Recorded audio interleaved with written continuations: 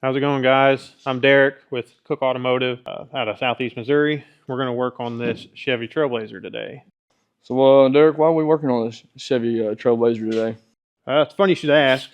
So these things come with a 4.2 liter inline 6 that is starting to grow some reputation as the Ameri-Barra.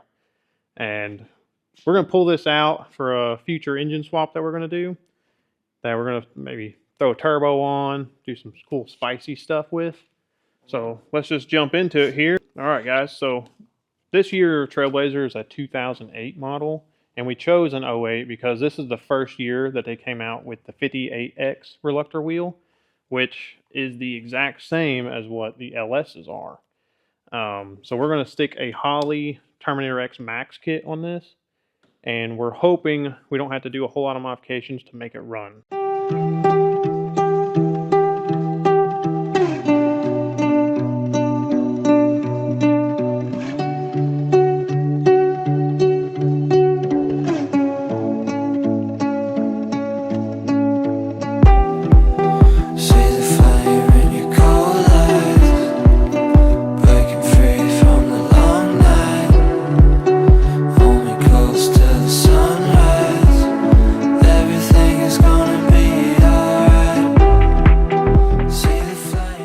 Alright guys, I'm going to show you a little trick that I learned a long time ago about getting fan clutches off without no special tools. All you need is an air hammer, long bit, or if you got a normal bit, it ain't no big deal.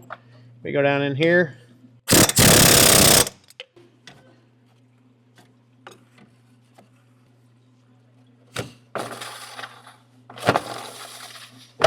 And off she is. Alright guys, so we got the whole fan shroud off and fan. And I just wanted to point out how compact the accessory drive is on these. Like the power steering pump is on this side, which kind of sucks, but that's all right, because most of your power steering stuff's gonna be on this side on a swap. But very nicely compacted alternator package. AC compressor is actually pretty small, and it don't hang below the balancer line there, which is nice. Water pump's in a nice, easy to get to location. Another thing that is nice with the newer 4.2s is the use of a aluminum valve cover, which we can TIG weld crankcase vent lines in for our boost application. So.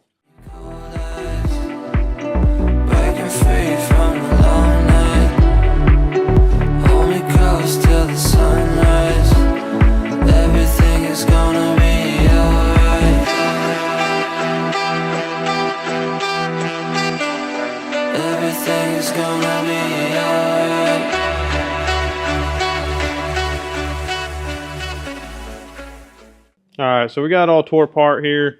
Had a few difficulties, few lines, some other little piddly stuff, but we're fixing to lift it up here and start pulling the transmission out. So, as always, we like to put safety third here and give her a good old wiggle.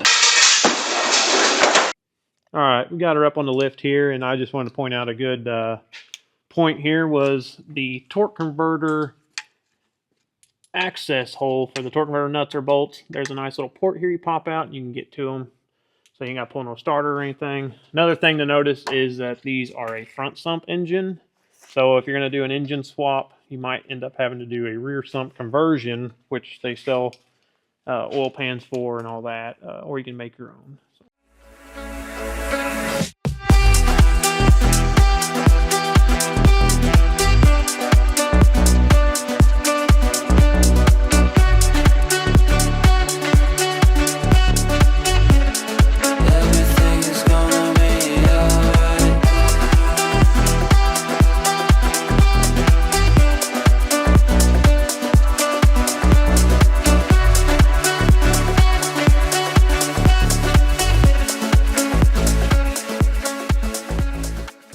We got the transmission out.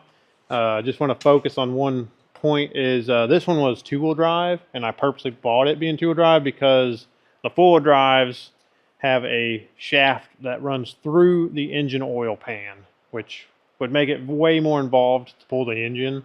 So if you can find a two-wheel drive, I would say get it, because disassembly would be way faster.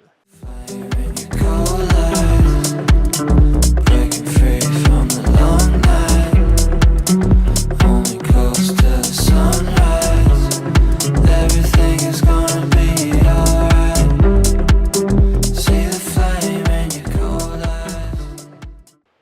right, guys, we got the engine out on a stand, and there's a few key points I want to go over here.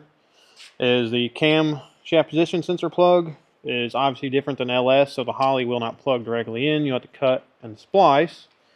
Also, the coil pack pigtails, they're all individual rather than the Holley and LS style where they have a bulk plug, so we'll end up cutting that and splicing in all that. And then on this side, you have the crankshaft position sensor plug, which is also different than the LS and Holley, so we'll cut and splice there.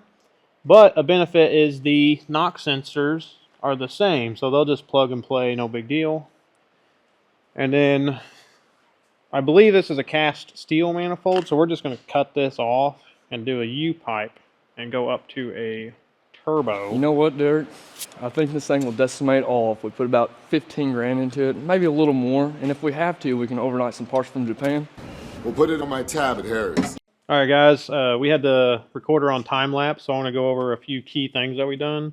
We're not keeping this car, it's junk, so I cut the header panel to get the engine out. Now, obviously, if you're going to be just replacing this engine, or you're going to try to sell the car afterwards, like you want to take the headlights out and actually remove the header panel from the core support. We removed the core support bar because obviously the engine's too long to snake out without removing this. We undone the power steering lines. The AC lines, I sucked all the Freon out and then just undone the AC lines and put them over in a pile. And the great thing about most modern vehicles is that they have bulk connections for making engine removals and everything else much faster and much more efficient than how they used to do it back in the day. The transmission lines I undid off the radiator up here, and then we ended up cutting them off the transmission because we're not going to reuse the transmission. But we did drop the transmission out the bottom before we pulled the engine, just for ease of pulling the engine. There's the transmission. It was junk, and it's just going to go in the scrap pile. Here we have the Holley Terminator X Max 58X Reluctor wheel kit. This is the 550920 kit. We're going to use this to control that engine mated to a 4L80. So let's get the box open here. And we've got the main engine harness for the Holley. We have the transmission harness, which is a separate harness for the Holley. The Holley battery harness. Now, there's a reason they have this harness so long. It's because it needs to go directly to the battery. When you hook it up to the starter lug or a bulkhead connection, it'll cause computer issues. Here's the Holley itself. Now, these are not a damp location computer. You have to have these in a climate controlled area. Now stay tuned, because soon we're going to take this engine and the 4L80 and the turbo and all the good stuff and shove it in that.